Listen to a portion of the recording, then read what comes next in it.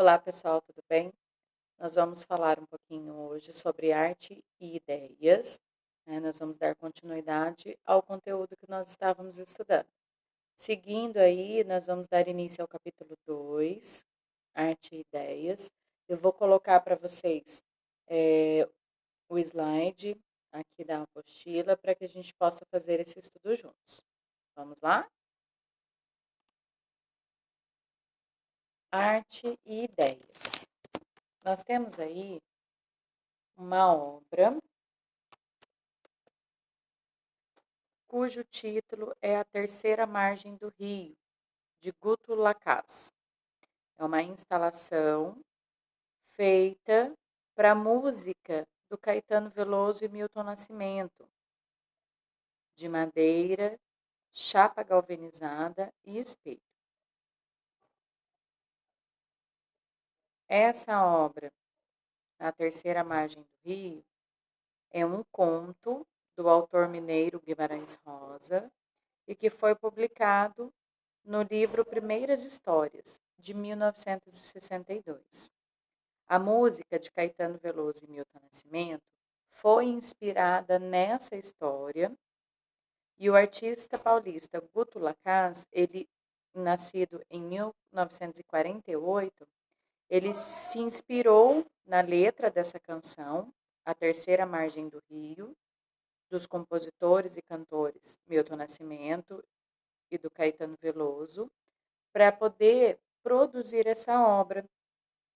As palavras que aparecem nas canoas, né, Odara, Cajuína e Terra, são nomes de outras canções do Caetano Veloso.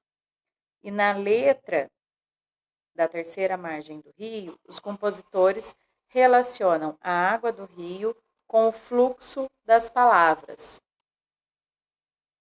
O homem, ele está sempre mudando a sua forma de pensar e de entender a sociedade que ele vive, né? Ele está reinventando a sua cultura e transformando a sua produção artística. Dessa forma, a cada época, os artistas privilegiam um espaço na produção das suas obras. Então, eu vou colocar para vocês, aí na página 21, tem a letra da música, para que vocês possam acompanhar. E eu vou colocar a música, né, dessa letra, onde o Milton Nascimento e o Caetano fizeram, né, baseado na obra do livro As Primeiras Histórias, e cujo o artista Guto fez aí essa escultura também baseado na letra dessa música. Então, ouçam com atenção.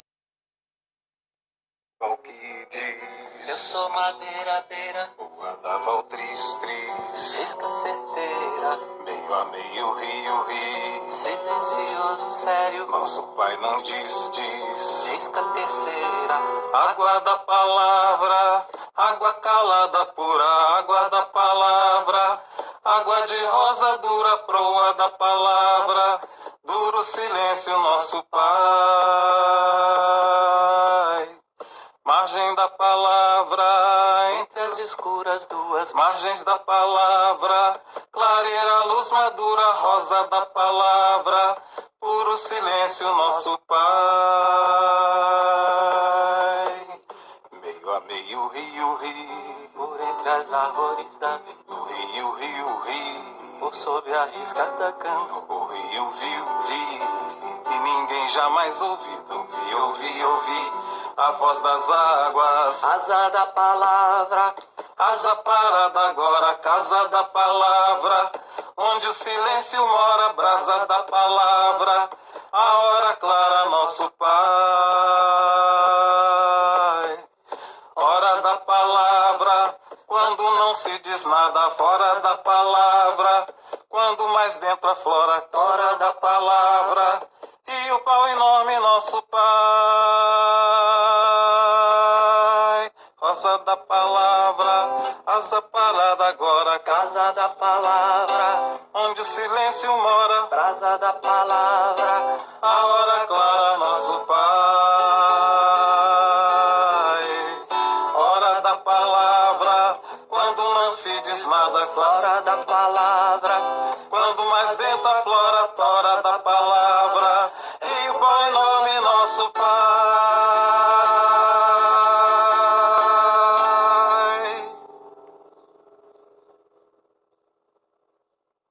Essa música quando... Então, nós temos aí, né, a música, a letra da música e uma escultura, uma obra baseado nessa música, né? E temos algumas questões aí na página 21. O que você imagina que possa ser o significado desse título, A Terceira Margem do Rio, né? O que você acha? Por que você acha que é esse nome? Agora, vocês vão relacionar alguns versos, né, dessa música, algumas frases dessa música, que condiz com a obra do Guto, né? O que tem a ver? O que tem em comum? Né? Qual parte da letra da música que diz exatamente aí o que está sendo representado na obra do Guto? Quais elementos o Guto empregou na sua obra e que representa algo que não existe concretamente, como a terceira margem de um rio? Então, vocês irão responder essas questões. Não esqueçam de me enviar, ok? E nós vamos dar seguimento aí à página 22, falando um pouco sobre a arte conceitual. No final do século XX, para alguns artistas, as ideias ou o projeto de um trabalho foram considerados mais importante do que a execução ou o resultado final, né? O que valia mais era o processo, né? A ideia, e não o trabalho pronto. Esse tipo de produção artística, ela foi denominado arte conceitual.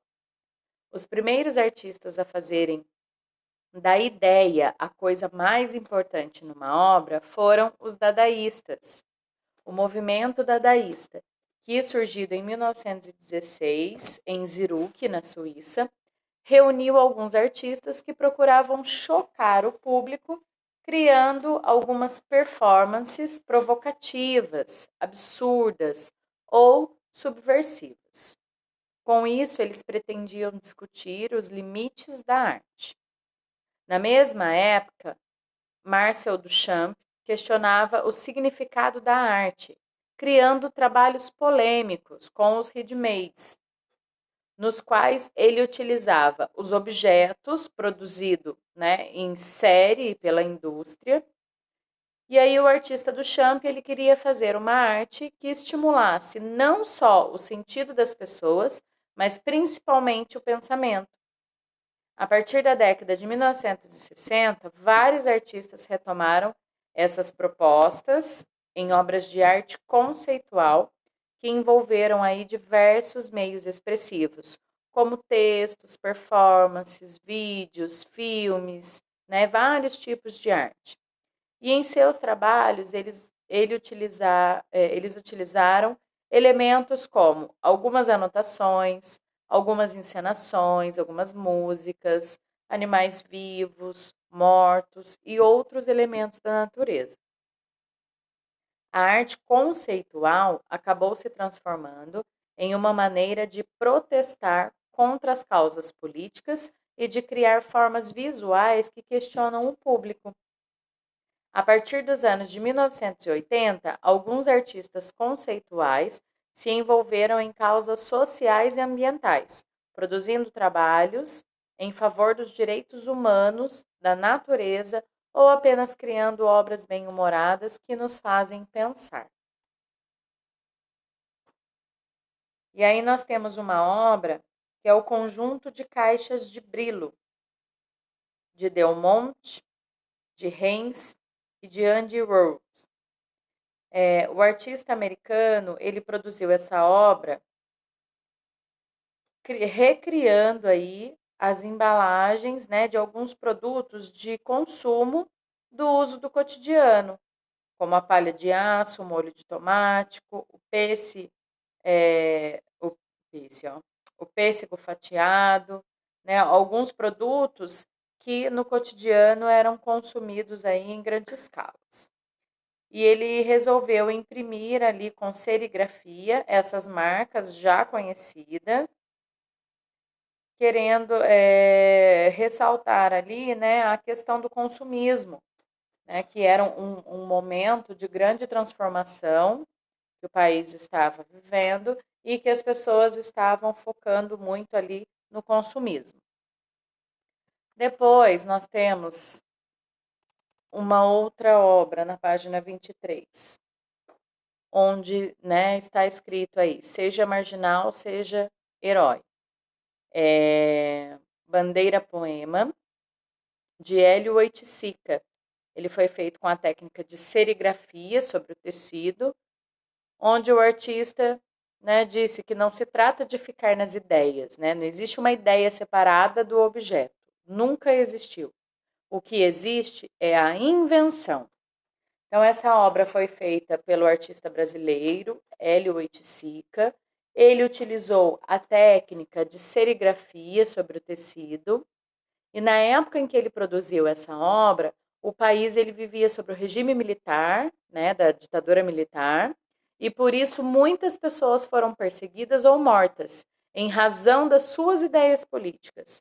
Outras tiveram que sair do país ou passaram a viver às escondidas na clandestinidade. Por quê? Porque eles não podiam colocar ali o seu pensamento, a sua ideia, eles não podiam ser contra, né, o que os governantes estavam estabelecendo, o que estavam fazendo, porque eles eram ali reprimidos e massacrados. Muitos artistas foram torturados durante esse período, porque eles não podiam ali expressar através das suas obras os seus pensamentos, né, que fossem contraditórios aí ao que os governantes estavam